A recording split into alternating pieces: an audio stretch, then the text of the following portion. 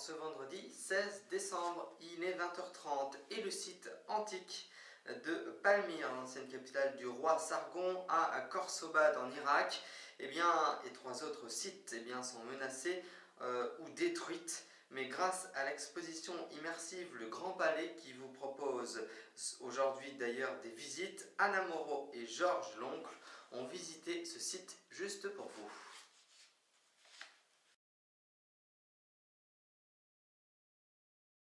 Le cœur de l'exposition, c'est cette pièce qui fait 400 mètres carrés et sur les 4 murs de laquelle on peut voir une immense projection. Je propose d'avancer un peu d'ailleurs pour Donc voir. Ce sont des images qui font 38 mètres de long et 6 mètres de haut, donc c'est vraiment immense. Et ça a été voulu comme une immersion, vraiment une immersion dans ces sites. Là on voit en ce moment sur le mur la mosquée de Damas, la mosquée des Omeyyades de Damas. On a vraiment l'impression de survoler, d'être dans le site.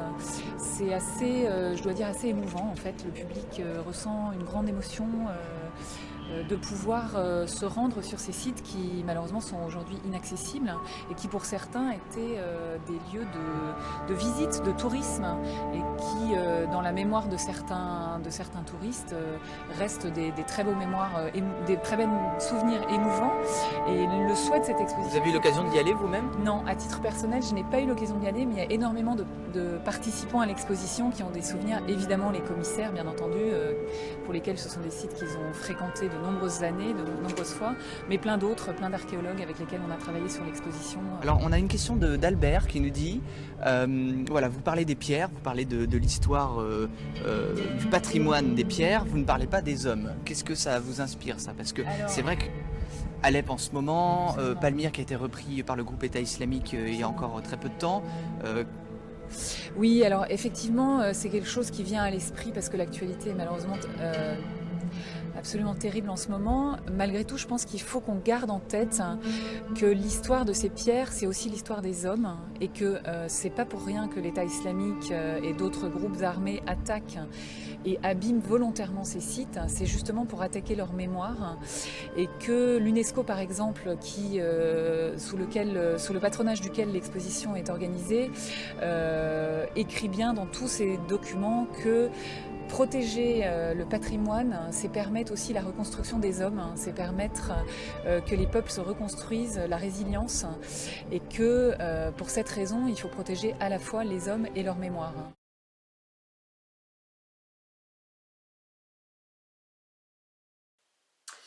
Comment préparer et décorer des biscuits pour Noël? C'est notre pile-poil de ce vendredi soir, c'est l'astuce du chef. Regardez.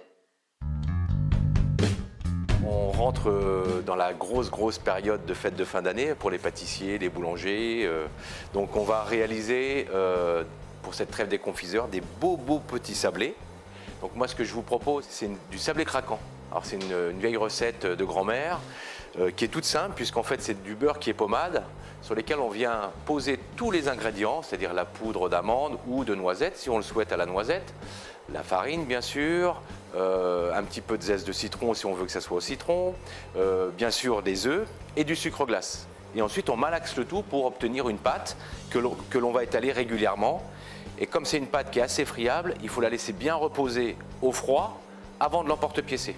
Donc ce que je vous propose, c'est pour cette période des fêtes de fin d'année, allez, on va s'amuser à faire des petits sujets de Noël. Là, le sapin, là, on a le petit enfant avec le bonnet, on peut avoir des étoiles, on peut avoir la tête du Père Noël, enfin ainsi de suite. Donc là, on va réaliser le sapin, la pâte bien froide, on emporte-pièce et on vient poser directement la pâte sur votre feuille, soit de papier cuisson, soit là, comme moi, sur une feuille de silicone. Et on va faire les petits bonhommes. Alors ce qui est bien dans cette pâte, c'est que la recette de base qu'on vous a donnée peut être modifiée en conservant bien sûr toujours la quantité d'œufs, de beurre, de farine et de sucre. Mais on peut la parfumer avec des gousses de vanille, avec du café en poudre, avec de la poudre de pain d'épices, avec des zestes d'agrumes, citron, orange, pamplemousse, yuzu. Et pourquoi pas remplacer la poudre d'amande par de la poudre de noisette ou de la poudre de pistache. Donc avec une recette, vous pouvez en avoir une bonne quinzaine. Alors ce qu'on peut faire aussi, c'est lors du mélange de la pâte, vous terminez votre pâte nature, vous la divisez en 2 ou 3 petits paquets de poids identiques et vous pouvez les parfumer différemment. Vous en gardez un nature, un vous allez mettre un peu de zeste de citron et l'autre un peu de poudre de pain d'épices par exemple. Et là vous remélangez, mais par contre délicatement, de façon à ne pas apporter de l'élasticité à la pâte. Et là vous avez donc du coup 3 parfums de pâte identiques avec des parfums différents. Alors maintenant, on va s'amuser un petit peu, donc ça peut être fait en famille. J'ai une douille, ça pourrait être un petit rond, un petit emporte-pièce ou autre. Et je vais dessiner de façon à faire un bonnet. Après, on va faire les petits boutons. Donc là, vous pouvez prendre, là, moi j'ai un petit ustensile en plastique avec une forme un peu triangulaire. On peut faire les petits yeux. Il ne faut pas trop marquer, ça ne sert à rien. Et puis pour les sapins, là j'ai des petits ustensiles tout simples qu'on peut trouver n'importe où. Ça, on s'amuse. Donc là, on va marquer, on va emprunter Joyeux Noël. Et après, pour apporter les petits cristaux de neige, on va poudrer de sucre semoule un petit peu les sapins. Voilà, et on peut faire pareil sur le petit bonnet. Donc là, une fois que tout est détaillé, décoré, cuisson des sablés 150 degrés. Jamais trop fort, de façon à ce que le sablé soit cuit bien régulièrement pour que le beurre soit conservé par la caramélisation du sucre et que la cuisson du sablé soit uniforme autant sur le dessus que sur le dessous. Ce qui va vous permettre à vos sablés de pouvoir se conserver beaucoup plus longtemps. Et puis bien sûr d'être meilleurs parce qu'ils vont être craquants. Et c'est parti, environ 20 minutes. Les sablés se conservent très bien pendant environ 2, 3, voire 4 semaines, à condition de les avoir dans un endroit sec. Et l'idéal, c'est une boîte hermétique. Le sucre est bien caramélisé, va conserver le beurre dans une boîte hermétique en métal. Vous pouvez faire vos sablés aux alentours du 10 ou du 15 décembre et les déguster à Noël, voire même à Nouvel An.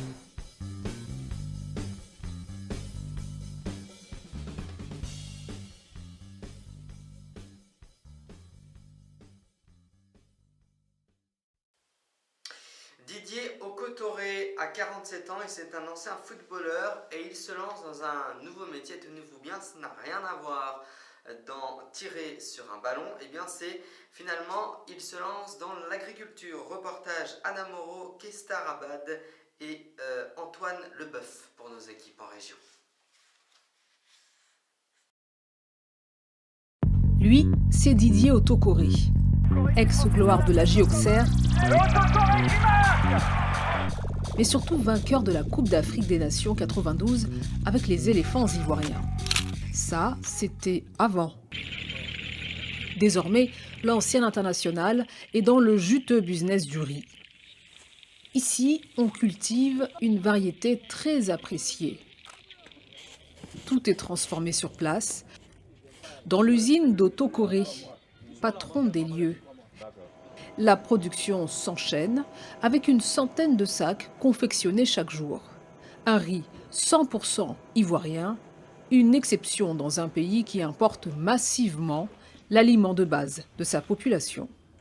On a quelque chose sous la main ici. On importe des millions et des millions de riz. Et qui coûte cher aussi au pays parce que je pense qu'il y a des taxes qui sont ajoutées à cela. Or, on a du riz sur place et qui est de meilleure qualité au plan du goût, au plan du goût. Investir dans la culture du riz, un bon filon en Côte d'Ivoire où les autorités disent vouloir atteindre l'autosuffisance alimentaire.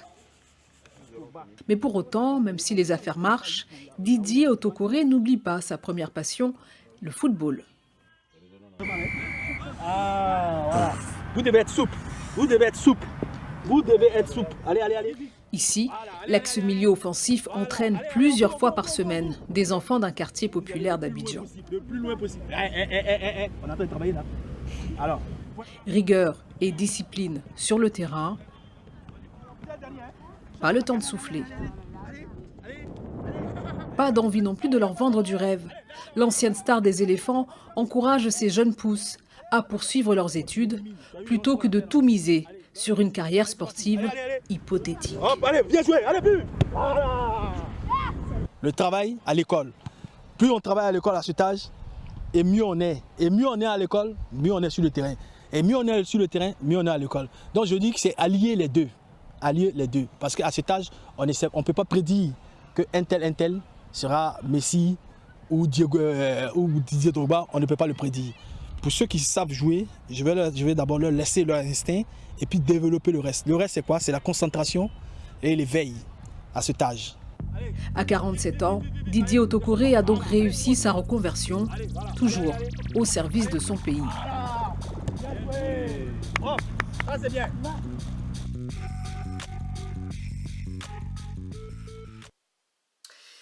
1 milliard de comptes Yahoo ont été piratés cette année. Quels sont les risques et comment vous protéger contre cela? C'est Damien Leloup qui nous répond. La première chose que l'on sait, c'est que c'est un nouveau record. C'est le plus gros vol de données de l'histoire de l'informatique, en tout cas jusqu'à présent, et que l'on connaisse, puisque ce sont les données d'environ 1 milliard de comptes. Yahoo dit même au moins 1 milliard de comptes qui ont été dérobés par des pirates qui sont jusqu'à présent inconnus. Alors je dis un nouveau record parce qu'il y a un peu moins de 3 mois, Yahoo avait déjà annoncé avoir été victime d'un piratage massif, évoquant 500 millions de comptes dérobés. Et il s'agit bien de 2 piratages distincts. Yahoo l'a bien précisé durant la nuit. Il y a 3 mois, ils ont découvert un premier vol de données qui avait eu lieu en 2013, 500 millions de comptes touchés. Et là, il s'agit d'un deuxième piratage qui a eu lieu sensiblement à la même époque. Et cette fois-ci, c'est 1 milliard, les données d'1 milliard de comptes qui ont été dérobées. Ont été dérobés des noms, prénoms, adresses e-mail, numéros de téléphone, des mots de passe qui étaient chiffrés en utilisant le protocole MD5 et des réponses aux questions secrètes. Alors les questions secrètes, ce sont les questions que vous choisissez la réponse à l'avance et on vous pose la question si vous avez oublié votre mot de passe pour savoir si on doit vous renvoyer le mot de passe ou pas. Yahoo est une entreprise cotée. Au terme de la loi américaine, ils ont l'obligation de révéler, dès qu'ils sont informés de l'existence d'un piratage, ce piratage. Yahoo l'a découvert que très récemment, tout comme celui de septembre, et à chaque fois sur un signalement des autorités américaines. C'est-à-dire que ce sont les enquêteurs américains qui ont alerté Yahoo en lui disant « Il y a des données de plusieurs millions de vos utilisateurs qui sont dans la nature, on en a vu des exemplaires, on a pu les authentifier. Est-ce que vous savez d'où elles viennent? Ouvrons une enquête et poursuivons ce processus. » Alors, il y a plusieurs possibilités qui ne sont pas mutuellement exclusives. D'abord, ça vaut beaucoup d'argent, les données qui ont été dérobées, puisque là, on parle d'1 milliard de comptes, donc même en revendant les informations à un coût unitaire très faible, ça fait quand même beaucoup d'argent. C'est impossible de donner un tarif précis, mais on est dans un ordre de grandeur de plusieurs centaines de milliers de dollars ou d'euros, vraisemblablement. Alors, pourquoi est-ce qu'il y a des gens qui achètent ce type de données en gros? Les premiers clients sont en général les gens dont le métier est d'envoyer du spam, puisqu'à partir du moment où vous avez accès à une énorme base de données d'adresses email vérifiées, authentiques, on sait que ce sont des vrais utilisateurs qui sont derrière les adresses email, c'est très pratique, vous n'avez plus qu'à aller rentrer dans votre logiciel d'envoi de courriel et vous pouvez arroser 1 milliard de personnes avec vos publicités pour vendre du Viagra ou proposer des crédits frauduleux.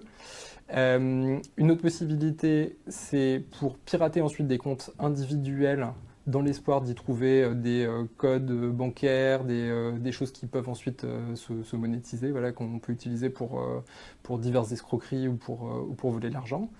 Et il y a une troisième hypothèse qui est celle de services de renseignement ou d'État ou d'entreprises de sécurité privée qui peuvent avoir envie d'avoir un accès facilité aux boîtes email de certaines personnes. Si on sait que votre mot de passe pour votre compte Yahoo, qu'on a votre adresse email et qu'on connaît le mot de passe de votre boîte email, rien n'empêche quelqu'un qui a accès à ces données d'aller tester la même combinaison sur tout un tas d'autres services, au hasard sur PayPal pour essayer de faire des virements, sur Amazon pour essayer de commander des choses à votre place, etc. etc. Donc déjà, c'est pas bien de le faire, il faut éviter au maximum d'utiliser le même mot de passe sur plusieurs services. Si c'est le cas et que le mot de passe de votre compte Yahoo était utilisé sur d'autres services, il faut les changer sur tous ces services. Alors, en 2 mots, si vous aviez un compte Yahoo ou Flickr en 2013 et vous n'avez pas changé votre mot de passe depuis, il faut le faire de manière urgente, de préférence avec un mot de passe long. Si vous en avez... Moi, je vous recommande aussi très fortement d'activer l'authentification à 2 facteurs.